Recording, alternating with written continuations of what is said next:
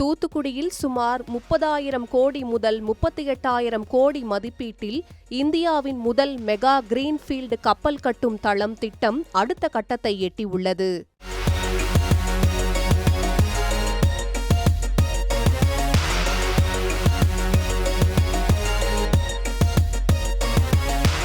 மத்திய அரசின் வஉசி துறைமுகம், தமிழக அரசின் சிப்காட் மற்றும் தென்கொரியாவின் HD ஹூண்டாய் ஆகிய நிறுவனங்களின் கூட்டு பங்களிப்பில் இத்திட்டம் செயல்படுத்தப்படுகிறது. கடல்சார் அமிர்த காலத்தின் முக்கிய மைல்கல்லாக பார்க்கப்படும் இந்த திட்டத்திற்கான முத்தரப்பு புரிந்துணர்வு ஒப்பந்தம் 2026 ஏப்ரல் 20 அன்று கையெழுத்தான நிலையில் இதன் மூலம் சுமார் 15,000 பேருக்கு மேல் நேரடி மற்றும் மறைமுக வேலை வாய்ப்புகள் கிடைக்க உள்ளன.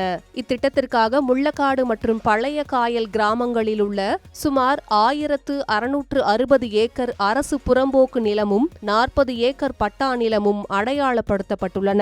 குத்தகை காலம் முடிவடைந்ததைத் தொடர்ந்து எஸ்பிக் நிறுவனத்தின் துணை நிறுவனம் மற்றும் உப்பள உற்பத்தியாளர்கள் வசமிருந்த நிலங்களை அரசு மீண்டும் தன்வசப்படுத்தி நிலம் கையகப்படுத்தப்படுவதால் பாதிக்கப்படும் உப்பள உரிமையாளர்கள் மற்றும் தொழிலாளர்களுடன் பேச்சுவார்த்தை நடத்தி வருகிறது அரசு. இந்த நடவடிக்கையால் சுமார் 350 உப்பள தொழிலாளர்கள் மற்றும் அவர்களை நம்பியுள்ள 1,500 குடும்ப உறுப்பினர்கள் நேரடியாக பாதிக்கப்படுவார்கள் என்று மதிப்பிடப்பட்டுள்ளது. இதற்காக அரசு அறிவித்துள்ள சிறப்பு மறுவாழ்வு திட்டத்தின்படி பாதிக்கப்பட்ட ஒவ்வொரு குடும்பத்திலும் தகுதியுள்ள ஒருவருக்கு தொழில் தொகுப்பில் வேலைவாய்ப்பு அல்லது ஒரே தவணையாக இழப்பீட்டுத் தொகை அல்லது நீண்டகால மாதாந்திர நிதி உதவி ஆகிய விருப்பங்களை தொழிலாளர்கள் தேர்வு செய்து கொள்ளலாம். மேலும் சுய தொழில் கடன்கள், மாற்றுத்திறனாளிகள் மற்றும் விதவைகளுக்கு வணிக கடைகள் ஒதுக்கீடும் வழங்கப்பட உள்ளன.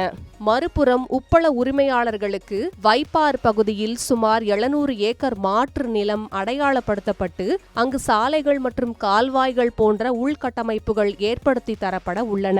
பொதுவாக அரசு புறம்போக்கு நிலங்களை மீட்கும் போது இழப்பீடு வழங்கப்படுவதில்லை என்றாலும் இந்த திட்டத்தின் முக்கியத்துவம் கருதி இந்த சிறப்பு சலுகைகள் அறிவிக்கப்பட்டு மீனவர் பிரதிநிதிகளுடனும் ஆலோசனை கூட்டங்கள் தொடர்ந்து நடத்தப்பட்டு வருகின்றன.